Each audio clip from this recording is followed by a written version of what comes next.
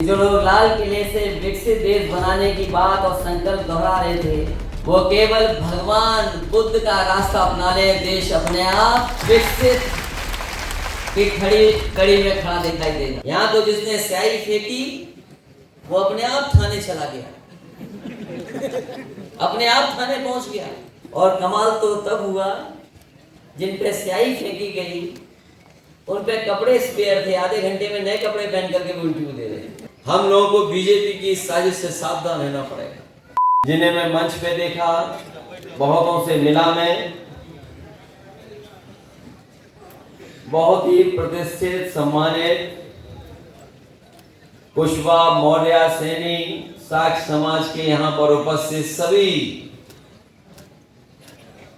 हमारे नेता और इस कार्यक्रम में उपस्थित कुछ साथी जो कल आ गए होंगे, और आज जब मैं चल करके आ रहा था तो कुछ साथियों से मैं रास्ते में मिला हूं। मैं जानता हूं कि बड़ी संख्या में आप लोग आए हैं। ये लखनऊ का और इस क्षेत्र का सबसे बड़ा हॉल है, जहां हॉल पर एक भी सीट खाली हमें नहीं दिखाई दे रही है। इससे कई गुना ज्यादा लोग मुझे बाहर दिखाई दिए थे जब मैं आपके यहां पर आया हूं। अभी जब मैं आदरणीय राम अवतार सैनी जी को सुन रहा था, उन्होंने एक कोई किस्सा बहुत पुराना सुनाया, तोते वाला। ये ताकत देख करके मैं ये कह सकता हूं, कुछ लोगों के आज होश उड़ गए होंगे।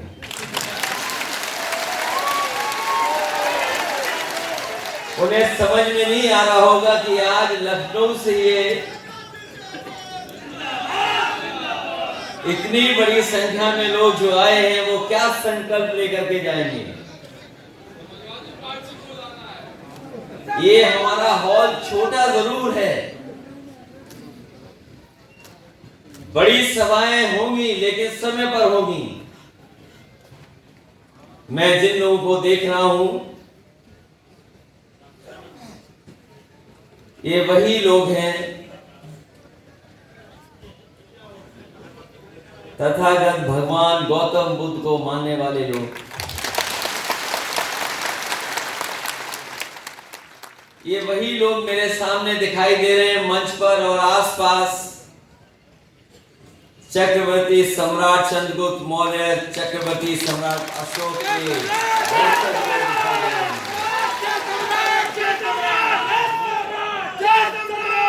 जब मैं यहाँ आया हूं तो महात्मा ज्योतिबा फूले, सावित्रीबाई फूले के मैंने द्वार भी देखे हैं, और मैं ये समझ सकता हूं इस बात को कि हम पिछड़े कभी नहीं थे। समाज की साजिश की वजह से हम पिछड़े हैं।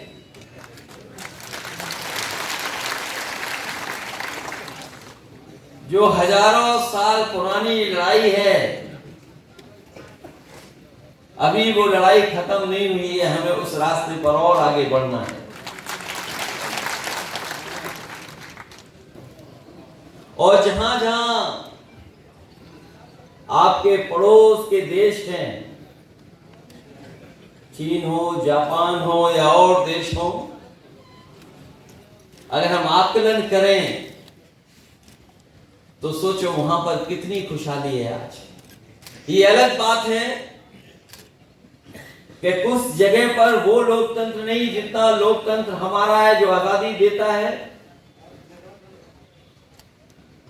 लेकिन कहीं ना कहीं जब हम बाबा साहब भीमराव अम्बेडकर जी को याद करते हैं तो ये उन्हीं का संविधान दिया हुआ है जो हमें अधिकार देता है, हमें सम्मान देने के रास्ते पे ले जाता है। इसलिए आज जहां हमारा देश विकसित होना चाहिए, वहीं हमें यह भी सोचना पड़ेगा कि वो कौन सी समाज की ताकतें हैं जो बाबा साहब भीमराव अंबेडकर जी का दिया हुआ संविधान को हम लोगों से छीनना चाहते हैं। अभी मैं स्वामी प्रसाद मौर्य जी को सुन रहा था। पता नहीं बीजेपी को क्यों घबराहट है इनसे।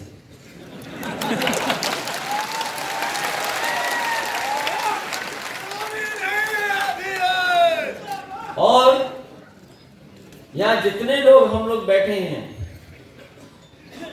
हम लोगों को बीजेपी की साजिश से सावधान रहना पड़ेगा। हाँ भैया। और इसलिए सावधान रहना पड़ेगा कि वो किसी सीमा तक जा सकते हैं।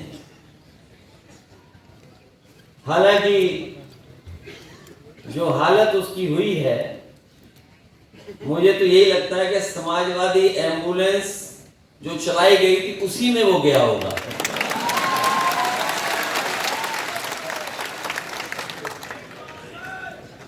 ये वो लोग हैं जो घबरा रहे हैं कि समाज धीरे धीरे जागरूक होता जा रहा है, समाज अपने अधिकारों को समझने लगा है। उन्हें जो समय समय पे धोखे मिले हैं बहुजन समाज को, उस बात को वो समझ रहा है। और हम तो ये मानते हैं कि कभी कभी भगवान किसी के जवान पर सरस्वती ला देता है। अभी कुछ दिन पहले आपने देखा होगा कि हमारे मुख्यमंत्री जी ये कह रहे थे कि 46 में 56 एसडीएम हो गए। अब इनको गिनती कौन समझाए?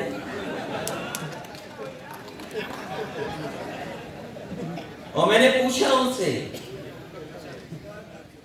कि वो 46 में जो 56 हुए थे उसकी सूची कम से कम विधानसभा में रख दो। वो सदन जिसमें बात रखी थी, वो सदन का समय खत्म हो गया। अभी कुछ दिन पहले फिर सदन चल रहा था, उसमें भी वो भूल गए। मैं इस बात को इसलिए बोल रहा हूं कि हमें और आपको उनकी साजिश से सावधान रहना पड़ेगा। जो आज घटना हुई, जो पकड़ा गया, वो हमारे आपके बीच का ही था। अभी एक दिन पहले आपने मऊ और घोसी की घटना सुनी होगी। एक स्याही कांड हुआ वहां पर। और जब मैंने इस बात को कहा कि देश में कहीं भी स्याही कांड हुआ होगा, स्याही कांड वाला पकड़ा गया, लेकिन ये स्याही कांड बड़ा अलग था। यहां तो जिसने स्याही फेंकी वो अपने आप थाने चला गया, अपने आप थाने पहुंच गया। और कमाल तो तब हुआ जिन पे स्याही फेंकी गई उन पे कपड़े स्पेयर थे, आधे घंटे में नए कपड़े पहन करके वो इंटरव्यू दे रहे। और सोचिए कितनी बड़ी साजिश हो रही है। यहां जो घटना कराई वो किसका, कहां का है? जो मऊ में, घोसी में घटना हुई, वो हमारे बीच का व्यक्ति है, फुसला करके पहुंचा दिया उसको। इसलिए हमें और आपको सावधान रहना पड़ेगा। ये घटना इसलिए कराई जा रही है क्योंकि वो जानते हैं कि देश की जनता और खासकर उत्तर प्रदेश की जनता जब से धोखा खाई है 22 के चुनाव में, वो इंतजार कर रही है कि कब वोट डालने का मौका मिलेगा।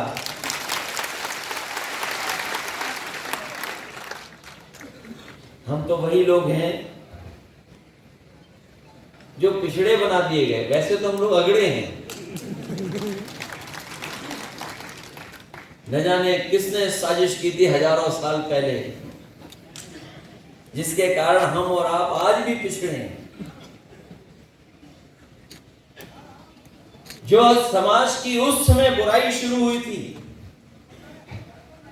वो आज भी बुराई वैसी की वैसी है। समय समय पर महापुरुष लोग आए, गुरु संत आए, जिन्होंने समाज को जगाने का काम किया। कुछ लोग जागे, कुछ नहीं जाग पाए, परिवर्तन हुआ नहीं हो पाया। लेकिन अब तो लोकतंत्र है और वोट की कीमत है। मुझे लगता है कि 24 में पूरा का पूरा परिवर्तन दिखाई देगा। और इसलिए भी कि जिन्होंने जाने कितने वादे किए थे, वादा किया कि हमारे किसान की आय दोगुनी हो जाएगी। बताओ, यहां सब खेती करने वाले लोग हैं, गांव में रहने वाले लोग हैं।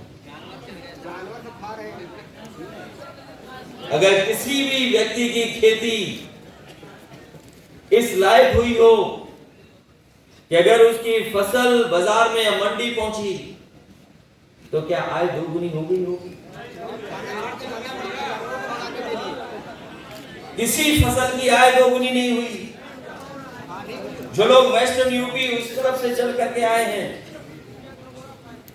गन्ने का भी अभी भुगतान नहीं हुआ जितना हो जाना चाहिए था। और फिर महंगाई कहां पहुंच गई है? महंगाई लगातार बढ़ती चली जा रही है, किस ऊंचाई तक जा रही है? आखिरकार इन चीजों का मुनाफा किसकी जेब में जा रहा है? ये जो महंगाई है, इसका मुनाफा किसकी जेब में जा रहा है? ये वही लोग हैं जो हमें और आपको बढ़ते हुए नहीं देखना चाहते। वही ताकतें हैं जो एक एक कर करके हमारी सरकारी संपत्तियों को खरीद रहे हैं। कभी सोचिए कि सरकारी संपत्ति अगर सब बिक गई तो बाबा साहब भीमराव अम्बेडकर जी ने जो हमें और आपको अधिकार दिए थे, जो अधिकार मिल रहे थे, क्या हम उनको बचा पाएंगे? जो चीजें हमें मिली, जिसमें हमारे आने वाली पीढ़ी को मौका मिल जाता, उनका भविष्य बेहतर हो जाता, आज वो अधिकार छीने जा रहे हैं। और हमें और आपको किसमें उलझा रहे हैं लोग? साजिश कर करके, षड्यंत्र कर करके दूसरी दिशा में। इसे याद रखना, साजिश कितनी भी हो, लेकिन हमें और आपको वो रास्ता नहीं छोड़ना है जिस रास्ते से हमें सामाजिक न्याय मिलता हो। बहुत बार मांगा गया और हमेशा हम लोग इसकी लड़ाई लड़ते हैं। आज सामाजिक न्याय की सबसे बड़ी कड़ी अगर कोई बन सकती है तो वो हमारी जाति जनगणना है। और जाति जनगणना हम लोग इसलिए चाहते हैं कि हम हर समाज के लिए कुछ न कुछ देना चाहते हैं। ये आखिरकार पीछे क्यों भाग रहे हैं? जाति जनगणना से इसलिए पीछे भाग रहे हैं क्योंकि वो जानते हैं कि आबादी में वो कुछ भी नहीं है। जो लोग आबादी में कुछ नहीं है वही जाति जनगणना नहीं चाहते हैं। और हम तो समाजवादी लोग हैं जिन्होंने समय समय पे आरोपों का सामना किया है। इसे हम चाहते हैं कि जाति जनगणना हो। लोकसभा में भी हम लोग लड़ते रहे। जब नेताजी थे, शरद यादव जी थे, आदरणीय लालू प्रसाद यादव जी और दक्षिण भारत के बहुत सारे नेता इस बात की लड़ाई लड़ते रहे कि जाति जनगणना हो। उस समय सरकारों ने नहीं स्वीकार किया। ये सरकार भी नहीं स्वीकार कर रही है। इसलिए हम आपको भरोसा दिलाते हैं कि जब कभी भी समाजवादियों को मौका मिलेगा, आपके लीडर तो हैं ही हमारे साथ, हम आपको भरोसा दिलाते हैं कि जाति जनगणना करा करके नई दिशा में किस तरीके से समाज को आबादी के हिसाब से हक और सम्मान मिल जाए और उनको अधिकार मिल जाए, उस दिशा में काम करें।